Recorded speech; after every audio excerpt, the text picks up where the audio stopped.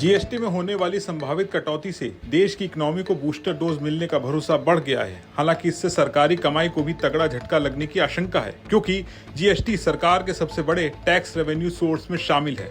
अगर इससे अर्थव्यवस्था को मिलने वाले फायदों की बात करें तो IDFC फर्स्ट बैंक की रिपोर्ट के मुताबिक जीएसटी रेट स्ट्रक्चर में बदलाव से देश की जीडीपी ग्रोथ में 0.6% बढ़ोतरी का अनुमान है। वहीं सरकार को इससे हर साल करीब $20 अरब की टैक्स इनकम का नुकसान उठाना पड़ सकता है। जीएसटी के इन बदलावों को साल 2017 के बाद का सबसे बड़ा टैक्स सुधार माना जा रहा है। जीएसटी में हुए बदलावों की वजह से अक्टूबर से कई रोजमर्रा के सामान और इलेक्ट्रॉनिक सस्ते हो सकते हैं। इसका सीधा फायदा ग्राहकों के साथ ही नेस्ले, सैमसंग और LG जैसी बड़ी कंपनियों को मिलेगा। इस फैसले से भारत को अमेरिका के साथ जारी ट्रेड तनाव में भी फायदा मिल सकता है। साथ ही ये कदम यूएस ट्रेड पॉलिसी के प्रेशर के जवाब में भी देखा जा रहा है। यूएस की तरफ से भारत पर 50% टैरिफ लगाने के ऐलान के बाद भारत ने इन सुधारों को घरेलू खपत बढ़ाने का दांव चला है।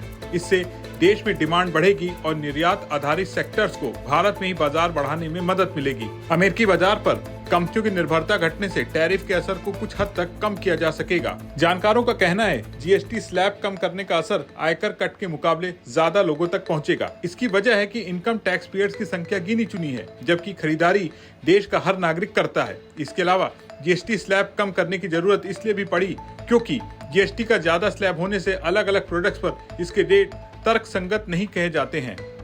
मिसाल के तौर पर कारमेल पॉपकॉर्न पर जहां 18% जीएसटी लगता है, वहीं सॉल्टेड पॉपकॉर्न पर केवल 5% जीएसटी लगता है। इन बदलावों में 18% स्लैब को पूरी तरह से खत्म होने के बाद इलेक्ट्रॉनिक्स और कारों पर 18% जीएसटी लगेगा, जिससे इनकी डिमांड बढ़ेगी और वॉल्यूम बढ़ने से सरकार के नुकसान की भी भरपाई हो सकती है।